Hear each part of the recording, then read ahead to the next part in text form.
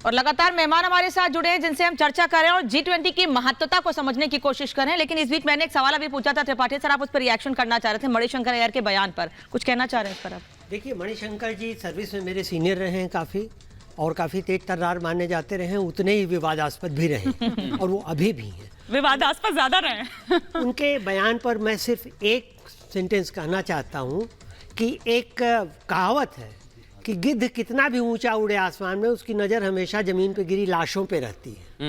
तो मणिशंकर जी का भी वही एक तरह से नजर, लेकिन वो ऐसी गलत चीज़ें ही देखेंगे। हाँ, और वो गलत चीजें देखते देखते कुछ ऐसा कह जाते हैं जो सामने वाले उनकी पार्टी को नुकसान कर जाता है, सेल्फ गोल हो जाता है। और मैं रविंदर जी आपके पास आ रहा हूं क्योंकि G20 का मंच सजने वाला है। हमने इकोनॉमी की बात की, नए वैश्विक ऑर्डर की बात की, लेकिन आपने 2-3 महत्वपूर्ण पॉइंट बताए थे IMF और वर्ल्ड बैंक के।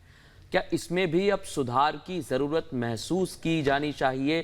क्योंकि अब वक्त आ गया, जब हर चीज बदल रही है तो फिर इस प्रक्रिया में, इनके लोन देने की प्रक्रिया में या इनके सोचने की क्षमता में बदलाव क्यों नहीं होने चाहिए? बिल्कुल होने चाहिए और होंगे।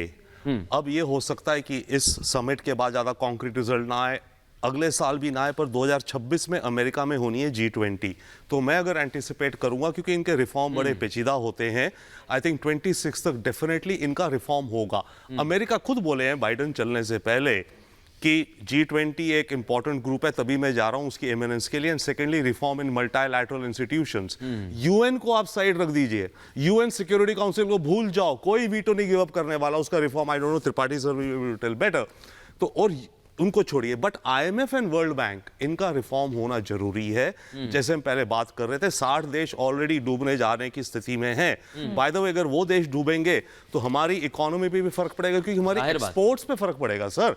अगर दुनिया में ये देश डूबे तो हमारा एक्सपोर्ट्स भी कम हुआ। तो रिफॉर्म इन इंस्टीट्यूशंस का दोनों का होना है, और इन दो कंडीशंस में, एक, इनके पास पैसा और होना चाहिए इन्वेस्ट करने के लिए, सेकंड, इनकी जो प्रिस्क्रिप्शंस हैं वो चेंज करी जाएंगी कि किन टर्म्स एंड कंडीशंस पे ये दोनों इंस्टीट्यूशंस पैसा लेंड करते हैं।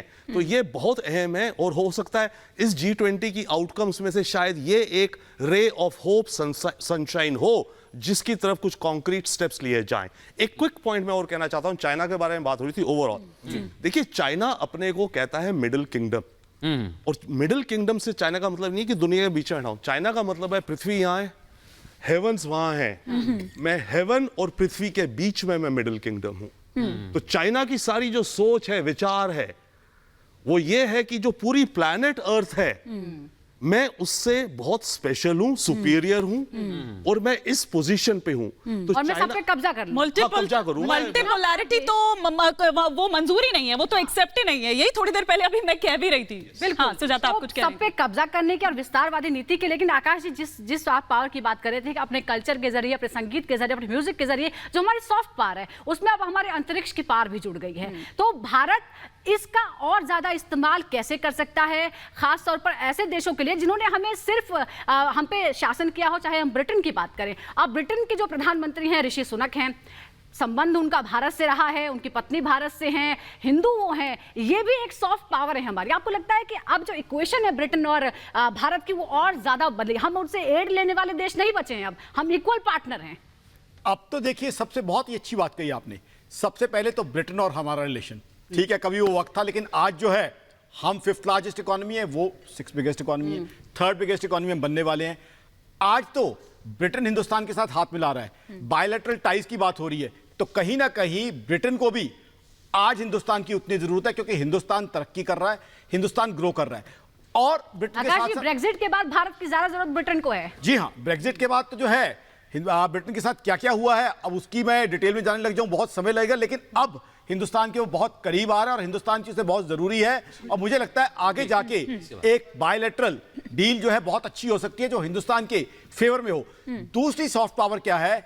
हिंदुस्तान का कल्चर, हिंदुस्तान का संगीत, फिल्में सारी दुनिया में किस तरीके से पॉपुलर होती जा रही है। और तीसरी एक और चीज बताना चाहूंगा, हिंदुस्तानी कैसे प्रेम के साथ दुनिया पे राज करेंगे। हिंदुस्तानी आज माइग्रेंट बनके, चाहे कनाडा हो, चाहे यूएस हो, चाहे ऑस्ट्रेलिया हो, चाहे गल्फ, सब जगह जाता जा रहा है। और ये भी आपको मैं एक रिसर्च बता देता हूं फर्स्ट हैंड, आने वाले 10 साल बाद हिंदुस्तान इस वजह से भी राज करेगा क्योंकि दुनिया में हर जगह हिंदुस्तानी आपको दिखाई देंगे। बहुत सी कंट्रीज की पॉलिटिक्स इन्फ्लुएंस करेंगे, अभी एक इशारा आपने किया ही था, तो वो हिंदुस्तान की पावर जो ठीक है, है। मित्रता और प्रेम के साथ जो हिंदुस्तान बढ़ेगा, हिंदुस्तान की इकोनॉमिक स्ट्रेंथ और हिंदुस्तान के हर घर की इकोनॉमी अच्छी होगी, प्रॉस्पेरिटी होगी, खुशहाली होगी। यही इसी ऑर्डर की बात हो रही है। समीर चौगांवकर जी कुछ रिएक्ट करना चाह रहे हैं और इसी परसेप्शन की भी बात हो रही थी। समीर जी, आप कुछ कहना चाह रहे थे? देखिए, आज ब्रिटेन भारत की मजबूरी बन चुका है। देखिए, ब्रिटेन की इकोनॉमी कंडीशन बहुत अच्छी नहीं है। आप देखिए, पिछले समय में ब्रिटेन के 2 प्राइम मिनिस्टर को इस्तीफा देना पड़ा, उसके बाद ऋषि सुनक बने। तो ब्रिटेन आज वर्ल्ड ऑर्डर में वो ताकत नहीं रखता जो एक समय माना जाता था।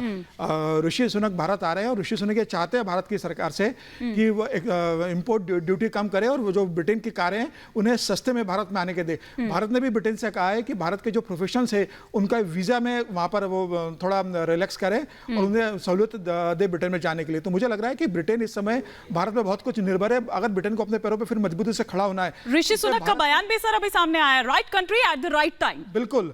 तो इस समय और भारत ऋषि सुनक वहाँ भारतीय मूल के ही प्रधानमंत्री बने हुए हैं। तो इस स्थिति में प्रधानमंत्री नरेंद्र मोदी और ऋषि सुनक की जो बॉन्डिंग है और आपस में अंडरस्टैंडिंग, मुझे लग रहा है उसका बेनिफिट ब्रिटेन को भी मिलेगा और निश्चित रूप से भारत को भी बड़ा बेनिफिट मिलने वाला है। और ब्रिटेन और भारत ये प्लान करके चल रहे हैं कि 2035 तक दोनों देशों के बीच द्विपक्षीय व्यापार दुगुना हो जाए और इस दिशा में दोनों देश बढ़ने की कोशिश कर रहे हैं। जी, त्रिपाठी सर कुछ कहना चाह रहे हैं? मैं थोड़ा सा आकाश जी की बात से थोड़ा सा डिफरेंस बताना चाहता हूँ कि सिर्फ ये फैक्ट कि ब्रिटिश प्रधानमंत्री भारतीय मूल के हैं और उनकी पत्नी भारतीय हैं, या कहीं और के, या कमला हैरिस अमेरिका के भारतीय मूल के, सिर्फ इस चीज से हमें ये नहीं समझ लेना चाहिए कि ये लोग हमारे लिए पलक पावड़े करेंगे। हाँ, सारा। क्योंकि इनकी पहली जिम्मेदारी होती है जब ये शपथ लेते हैं अपने राजा के या अपने संविधान के प्रति। तो आप देखिए, ये सब होते हुए भी सुनक ने यहाँ आने से पहले कह दिया कि हम अभी FTA पर बात नहीं करेंगे, हम अभी और समय चाहते हैं। तो हर देश की पहली जिम्मेदारी अपने देश के साथ होती है।